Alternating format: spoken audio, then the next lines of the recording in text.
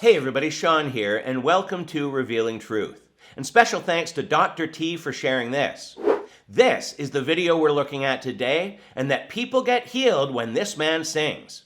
And even though it's a recent post, it's actually a video from 15 years ago, but still worth looking at. Here's the thumbnail. It's the end of your pain as you know it. And some of you will recognize that being parodied from an old REM song. I'm just wondering why Sid is reposting his older videos so often. Is it for YouTube revenue? Or maybe he's running out of heretics to interview?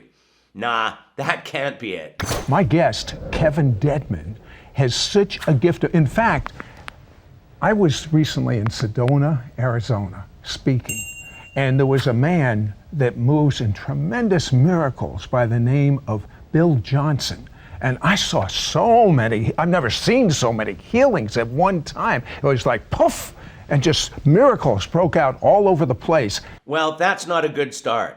And no, Sid, you didn't see miracles break out all over the place. You saw fake gold dust, fake leg lengthening, and fake stories like 3 toes growing back when they didn't.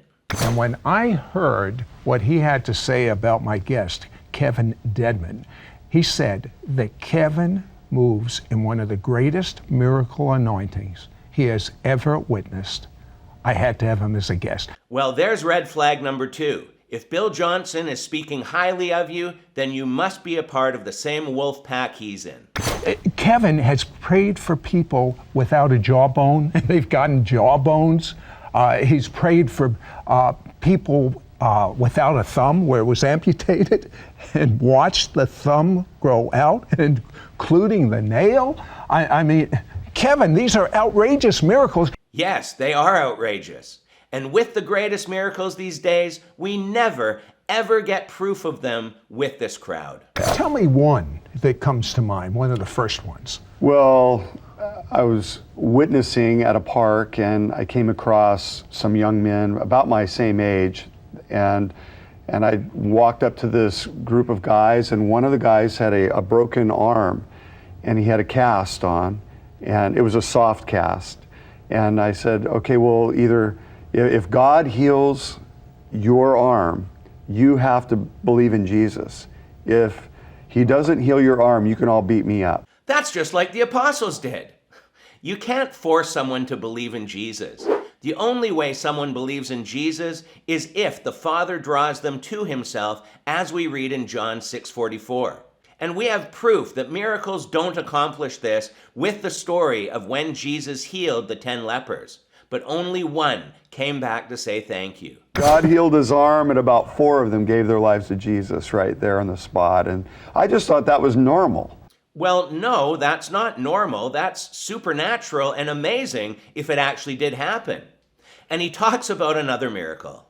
So he gets home, That's and right. he has someone that is a biker that he's letting stay at his home. The guy had surgery and it didn't work out too well, and he was in terrific pain. So right after he gets home, Kevin's having a meeting, and the guy yells from the bedroom, "I'm in pain," and he comes down and he asks for prayer, but you don't pray for people, so what happened? Well, I looked around the room to see if there was anybody else who had the gift of faith, and nobody else in the room had a gift as far as I knew, and he was pleading, crying, asking me to pray for him. So just out of duty, I decided, okay, well, I'll pray for you. And as I did, a fire came in my hand and came on his back at the same moment. And this man who had been debilitated for 6 months, had surgery, the whole bit, was totally bedridden, got up and started jumping all around the room, yelling out, "I'm healed, I'm healed, I'm healed." I had fire go through my back, and then several others got healed on that same evening.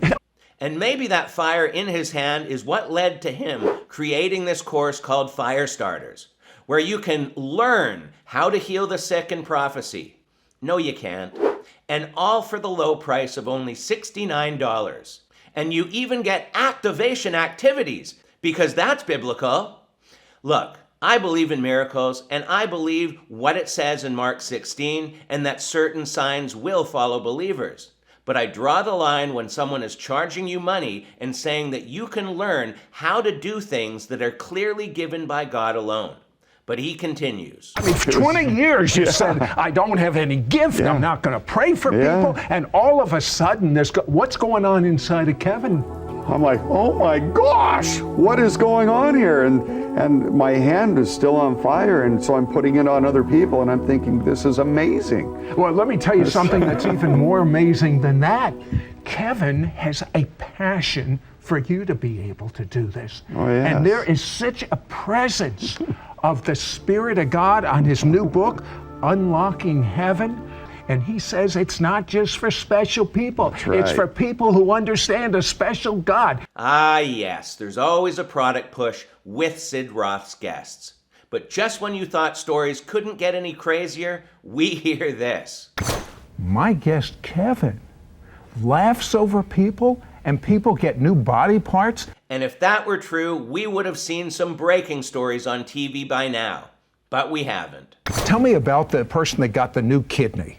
Well, I was in Miami, Florida, doing a healing conference, and the first night, the ushers brought up a woman and asked, well, can you pray for her for healing? So I just asked her what she wanted.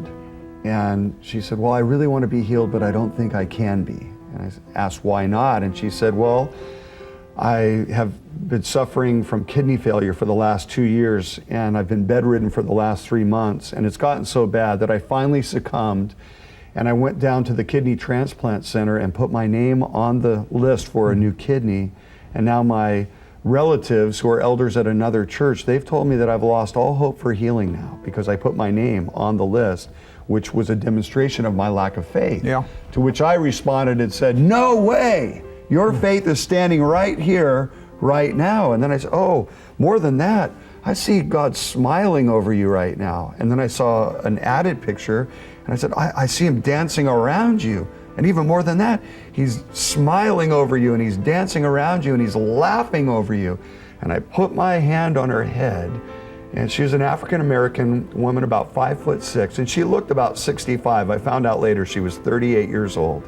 Put my hand on her head, and I just started laughing, and she started laughing. We're laughing, this gut-wrenching laughter over about 3 or 4 minutes. And finally she says, I'm on fire, fan me off. So her husband's behind her, fanning her off. And then we go back to laughing, and then she's yelling out, fan me off, I'm on fire. And finally she says, it's in my feet, fan me off. And her husband's on the floor fanning off her feet, and we're going back and forth laughing. And now this woman couldn't sit in a chair on her own, let alone get up out of a chair on her own. She could barely walk. She had to be helped up to the front. And all of a sudden she does something like Michael Jordan meets Bruce Lee and does this flying kick just at the front of the church, and she lands and says, I'm healed, and she's running around me yelling, I'm healed, jumps into the front row seats, jumps out. Now all of a sudden she looks like she's 38 years old again. She goes back to the hospital, to the transplant center the next Monday, and they can't figure out why she's already received a brand new kidney. You just can't make these things up, but I'm quite sure he is. And with a hospital confirmation, that would have been all over the news. But he says this. All we did was laugh. Now, was this something unique, or does this happen often? Oh, this happens everywhere I go. I just start laughing over people. They start laughing. And, you know, in his presence is fullness of joy, and it's his presence that heals people. The lies these people tell are just beyond. If this was true, he wouldn't have a minute of peace and quiet in his life. He'd have every person that was sick, disabled, or had a missing body part knocking on his door. I mean, where does he get all this nonsense from? Can everyone walk in miracles, in your opinion? Well, listen, if I can do this stuff, anyone can do this stuff. And that's what I've learned. In fact, being at Bethel Church and under Bill Johnson and Chris Valentin, we've learned that any one of us can walk in the kingdom reality. Well, it's making much more sense now, isn't it? And they talk about how godly he is and give another push to get his book. And the stories continue. Tell me about the thumb that grew back. Well, I was in a meeting, and a guy came up to me after the meeting, and he asked if I could go after creative miracles. And I said, well, sure I can. I'll go after anything. And so he holds up his left hand and he's missing his thumb. He had cut it off with a skill saw. So I just grabbed a hold of it, and it was impossible, so I just started laughing, just kind of like Abraham laughed when he heard that he was going to be a father of a nation. And he's in the Hall of Faith in Hebrews chapter 11, I believe, because he laughed. In fact, they even named their child Laughter. Yeah, that's what Isaac means in Hebrew, laughter. That's right. And so I just grabbed a hold of his hand, and after about 3 or 4 minutes, I didn't feel anything except for just the joy of the Lord, his presence. And I let go of his hand, and there was a brand new thumb. He's looking at it as though, did I give him the right thumb? He's looking at both thumbs. And he finally just starts jumping all over the place. I've got a new thumb. And then I had a few of our team members come over and give him a new thumbnail. He didn't have a thumbnail. What do you mean gave him a new thumbnail? Well, they just laughed over his now newly formed thumb, and they laughed, and he got the white part of the thumbnail, and now it's completely grown out. I mean, this has got to be the greatest healer we've ever heard of on the Sid Roth Show. He gives a few more outrageous healing stories, but let's finish off with the one about him singing for healing. Tell me about someone that was healed when you sang over them. Well, it was crazy. I was praying over a woman who had been pretty debilitated. She couldn't walk more than 10 feet at a time, and she had been debilitated for about 5 years through a surgery procedure that had been botched a little bit. And so I had this song that came into my mind. It's a secular song that you'd hear on a radio station playing secular music. And I knew I couldn't sing this song over her. It's the end of your world as you know it. So I just changed the lyrics in my mind because I really felt like the Holy Spirit gave me that song as a prophetic strategy of what God wanted to do to heal this woman. So I changed the lyrics and I sang it over her.